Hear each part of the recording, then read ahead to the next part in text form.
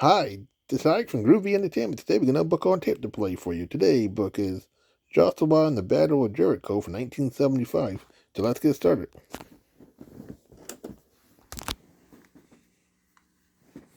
This is the storyteller action tone. It tells you when to turn the page. Now open your storyteller book to the first page. The Superscope Storyteller presents Joshua and the Battle of Jericho. Long ago, there was a man named Joshua. He was faithful to the Lord and did all in his power to keep God's commandments. Because of this, the Lord was pleased with him. When Moses became old, he bestowed upon Joshua the leadership of the Israelites. Later, after Moses had died, God spoke to Joshua. Arise and lead the children of Israel into the land which I have promised them. Take the people and cross over the river Jordan. No man will be able to stand against you. Be strong, have courage and faith, for as I was with Moses, so shall I be with you. I shall not fail you, nor forsake you. Joshua gathered together the representatives of his people and spoke to them. Remember the words of Moses, who promised that we may possess all the land of Canaan. The time has come for us to prepare to cross the river Jordan, so that we may conquer that land. The people were happy to hear that they were at last going to enter into the rich, fertile land on the other side of the river. When they left, Joshua sent for two of his most trusted men. Jericho will be the first city we attack. You are to enter the great walled city tonight. There you will study the men we'll be fighting and where their weaknesses lie. The two men swam quietly across the river and crept up to the gates of Jericho. They silently slipped inside and quickly mingled with the people. When evening came, they went to the house of a woman named Rahab. They thought that no one knew of their mission, but someone had seen them, and at this very moment was telling the wicked king of Jericho that two spies were in the city. The king called for his soldiers. You must destroy these men.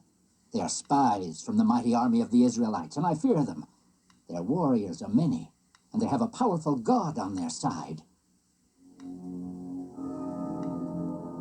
Rahab's house sat high atop the walls that surrounded Jericho. The sound of many horses approaching below caused Rahab to peer out of her window. The king's soldiers approach. Quickly, you must hide. Rahab hid the two men while the soldiers climbed a long flight of stairs. When the soldiers finally reached her house, they pounded on her door. Rahab slowly opened it and came face to face with the captain of the guards. What is it you wish? The two men who are hiding inside have been spying upon our city. Bring them out, and be quick, woman. We haven't time to waste. There were two men here earlier, but I do not know who they were. They left just as it was getting dark and headed for the gate. If you go quickly, you might overtake them. Enough of your lies. You men, search our house. The soldiers pushed Rahab aside and looked throughout the entire house, but they forgot to look on the roof, where the two men lay hidden from their sight. When the soldiers left, she climbed up to the men. Come out. They are gone. The gates are locked, but I will see that you leave the city safely. The men could not understand why she had hidden them. You risked your life for us. Why? I know that the God who fights for you is the only God, and you are here to do battle with our city. The army of our wicked king could never defeat you. They tremble with fear at the thought of fighting with God's army. The men were greatly pleased with her words, but told Rahab that her good deeds would be wasted if they did not find a way to escape from the city. I will get you out safely, but you must promise me that no harm will come to me or any of my family when the city is invaded. You have saved our lives, and we will do the same for you. When the battle starts, tie a red cloth in your window. Gather all your family inside your house, and here they will be safe. You have our promise on this.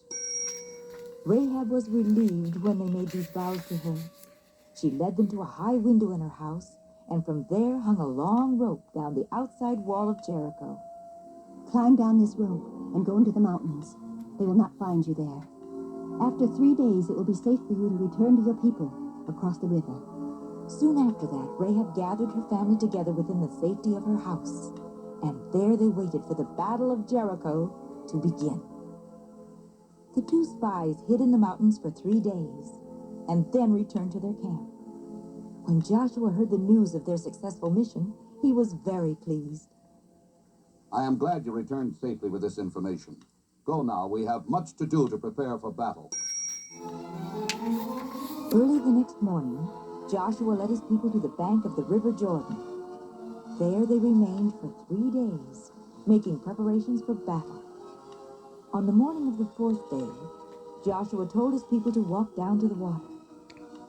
Leading the way were the priests, bearing a sacred box called the Ark of the Covenant. Then Joshua commanded them to step into the river.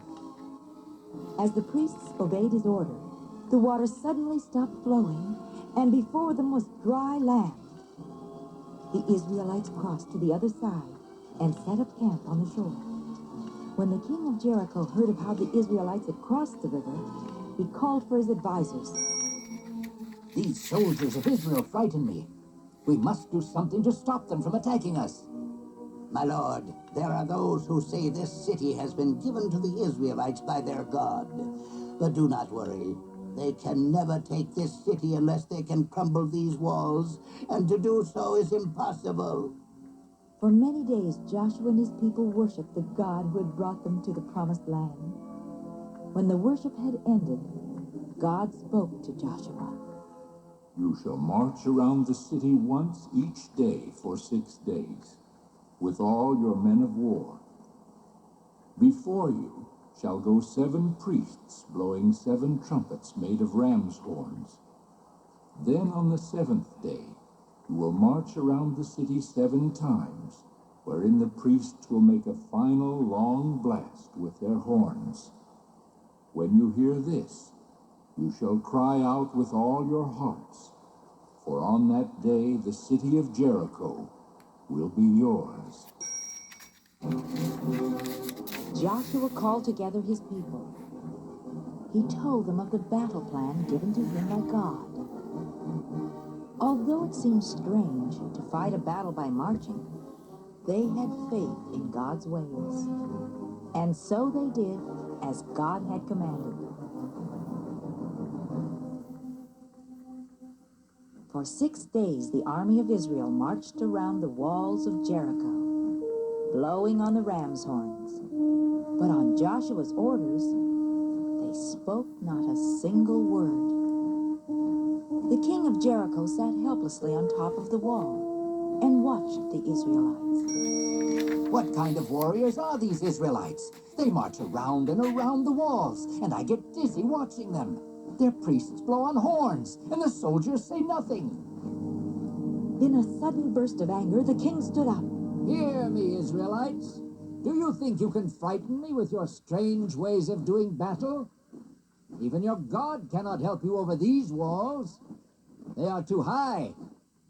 So I will sit here and humor you, while you waste your time. On the morning of the 7th day, Joshua called his people together. Today the city of Jericho will be ours. We must do exactly as the Lord has commanded us, and he will deliver it into our hands. High above the Israelites, on the walls, the soldiers of Jericho waited for the attack to begin. When the army had circled the walls for the 7th time, Joshua ordered the priests to blow one great long blast on the trumpets.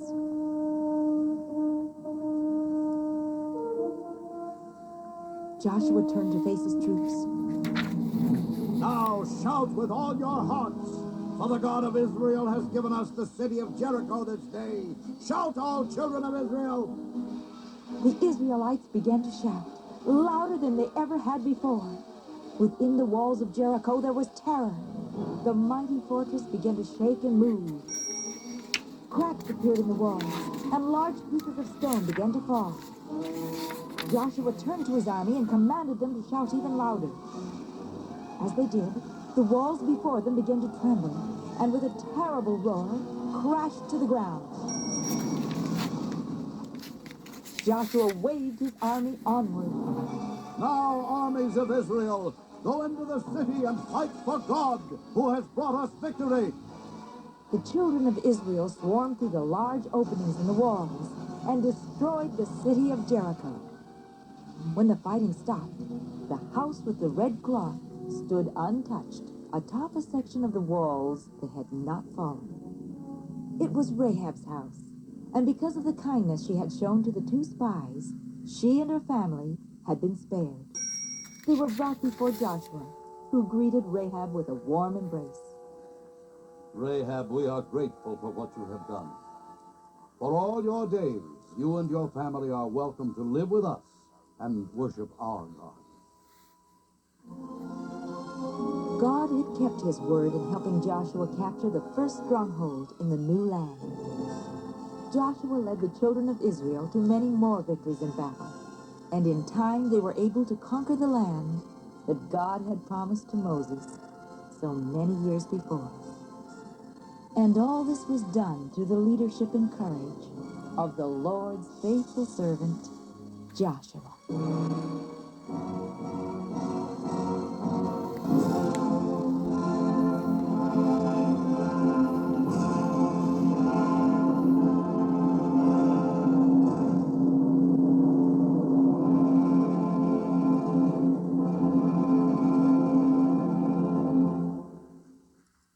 So, that was Joshua in the Battle of Jericho for 1975. So if you like, subscribe, share, and comment. Now, have a groovy day with another video coming out real soon.